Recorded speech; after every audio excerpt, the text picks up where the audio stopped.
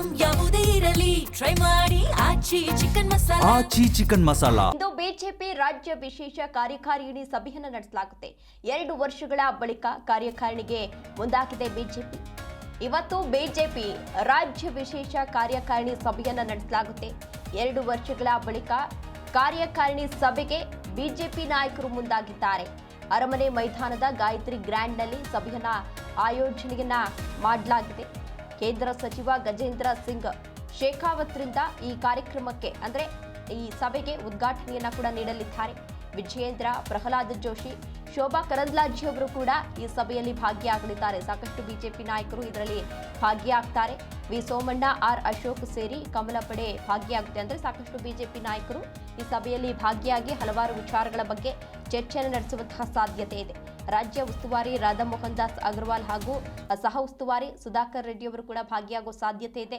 ಮಾಜಿ ಸಿಎಂ ಬಸವರಾಜ ಬೊಮ್ಮಾಯಿ, ಜಗದೀಶ್ ಶೆಟ್ಟರ್ ಸೇರಿದಂತೆ ಸಾಕಷ್ಟು ನಾಯಕರು ಭಾಗಿಯಾಗ್ತಾರೆ. ಕೋರ್ ಕಮಿಟಿ ಸದಸ್ಯರು, ಸಂಸದರು, ಶಾಸಕರು, ಎಂಎಲ್ಸಿಗಳು ಮತ್ತು ಕಾರ್ಯಕಾರಿಣಿ ಸಭೆಯ ಅಪೇಕ್ಷಿತರು ಕೂಡ ಇದರಲ್ಲಿ ಭಾಗಿಯಾಗ್ತಾರೆ. ಮಾಜಿ ಸಿಎಂ ಬಿಎಸ್ ಯಡಿಯೂರಪ್ಪ 50 ವರ್ಷಗಳ ರಾಜಕೀಯ ಜೀವನ ಪೂರೈಸಿದ ಹಿನ್ನೆಲೆ ಅಭಿನಂದನಾ ಕಾರ್ಯಕ್ರಮ ಕೂಡ ಇರುತ್ತೆ.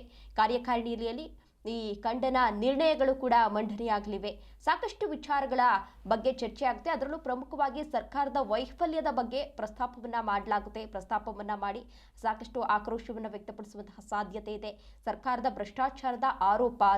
ಮೇಲಿನ ಭ್ರಷ್ಟಾಚಾರದ ಆರೋಪ ಮತ್ತು ದುರಾಡಳಿತದ ಕುರಿತು ಚರ್ಚೆಯನ್ನು ನಡೆಸುವಂತಹ ಸಾಧ್ಯತೆ ಇದೆ. ಜೊತೆಗೆ ಸರ್ಕಾರದಲ್ಲಿ ಈಗಾಗಲೇ ಅಧಿಕಾರಕ್ಕಾಗಿ ಕಿತ್ತಾಟವನ್ನು ಕೂಡ ನಡೆಸಲಾಗ್ತಾ ಇದೆ.